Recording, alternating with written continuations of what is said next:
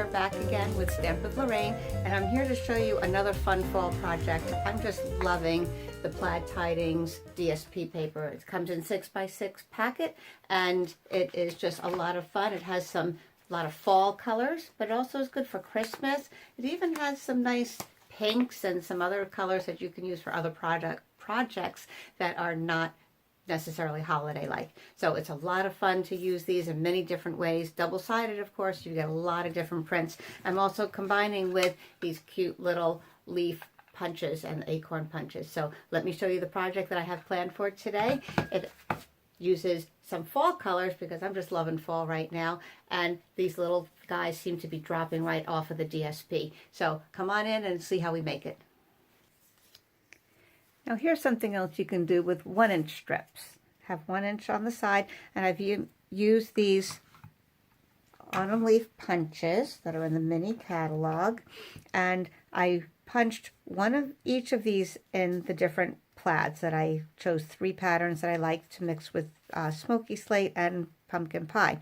So what you're going to do is, I'll show you on my end that I'm going to cut away, and then I'll show you the finished product. We're just going to take those leaves, insert it in the bottom and punch it out, and we're going to use that, but I'm going to then cut a piece away because then we're going to fit the cut out part underneath it as if it looks like it had just fallen off, and it's we have fallen leaves. So I'm going to use that there, and I've already done the other 2. I was hiding them on you.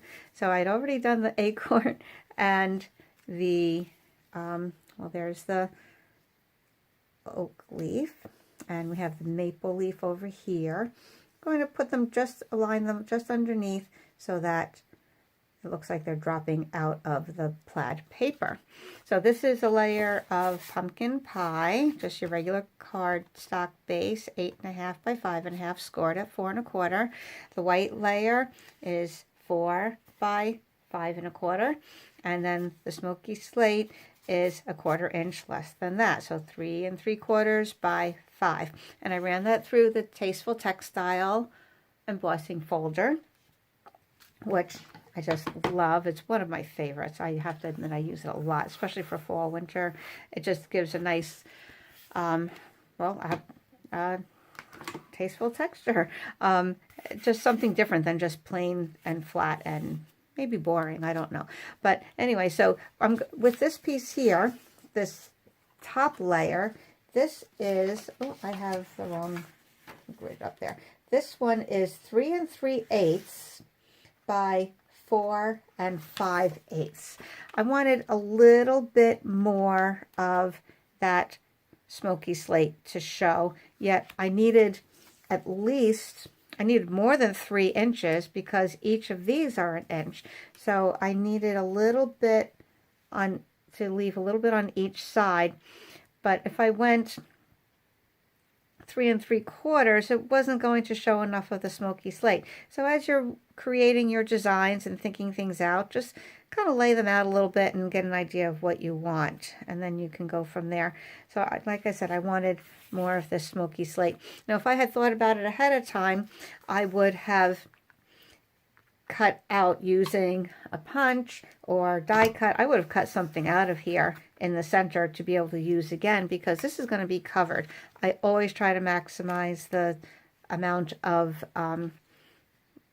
cardstock or DSP that I have. If something's going to be covered, why not cut that piece out and use it for something else?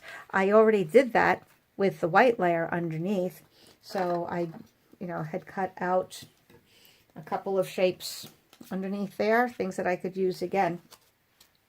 All right, so let's line this up. Now you want to get it even because there is very little wiggle room here. So I'm going to use my center grid line here and line that up.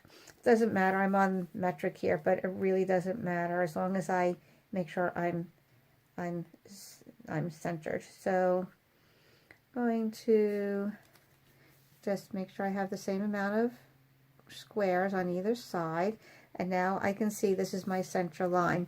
So I want my acorn to be in the middle. I'll have a leaf on either side and my acorn in the middle. So now I can line up this with, I can just eyeball that, make sure it's centered. I can see that it's going to go just in the middle of these little squares here, and decide how high up you want it.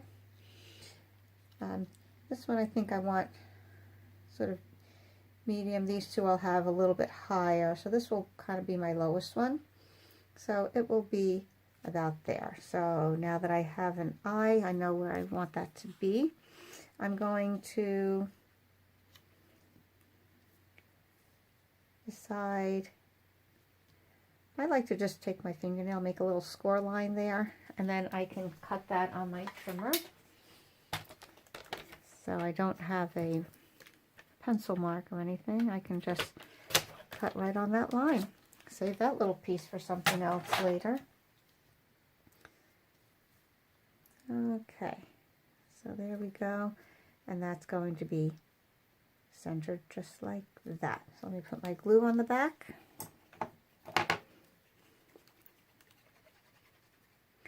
And make sure I get a little dot of glue down below here. I don't want those little edges hanging up, but you do want to be careful you don't put too much to ooze out.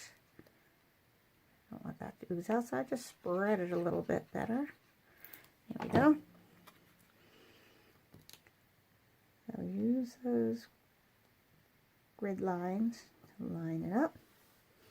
You can do a similar thing with your banner cut on the bottom of these strips as well.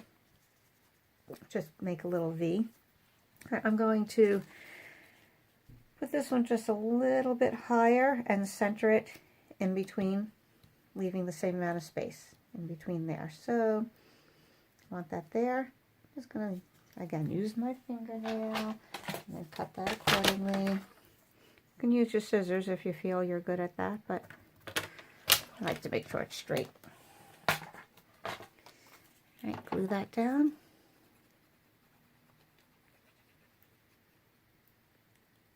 And like I said, these tiny edges, I want to make sure a little glue sticking on there.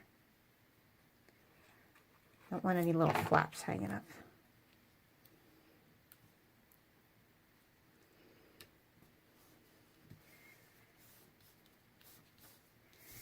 Okay, so then that will be there. And the next one over here, I want to make sure I have the right one. I showed you the sample, and this one obviously is not the right size. I want it to match up, so that's the right one. Got the right one there. Make this go a little bit higher. Make my mark.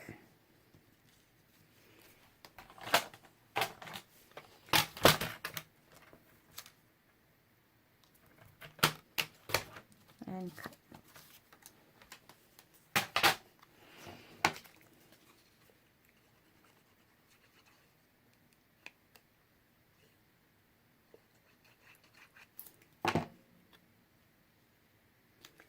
And with the Tombow white glue, you have a little wiggle room to make sure you get it straight. With the other adhesives, they are so great as far as how strong and sticky they are.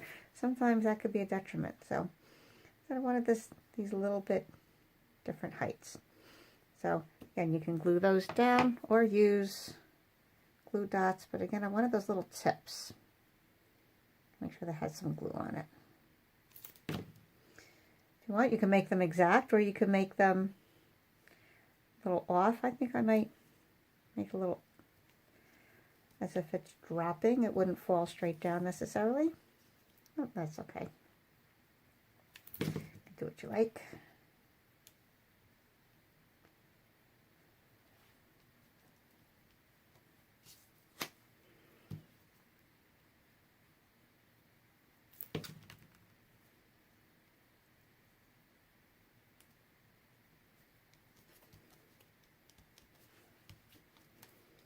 Okay, so there we go. The faux suede, I think, would look really nice on there.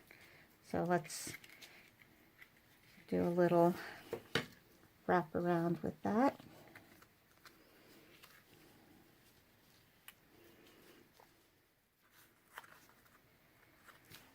Okay.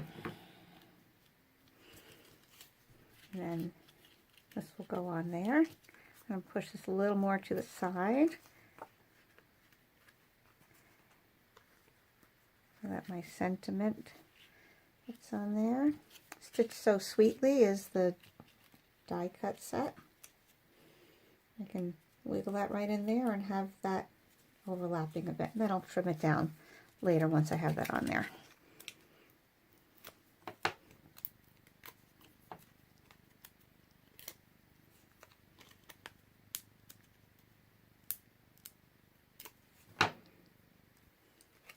Okay, I have my dimensionals. And that should help hold the ribbon in place as well. Sometimes I'll put a little bit of glue or a piece of tape on the back just so it's not going to slip around too much. I'm not going to trim until I put it on my card base, and then I could see how long I want that ribbon to be.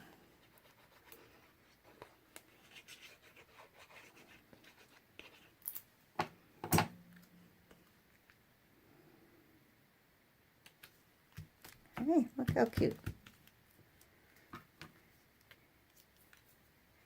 My fabric scissors. Always use special scissors for your fabric because paper can dull your scissors, and you want sharp scissors for your fabric. Okay, so there we go. Look how cute.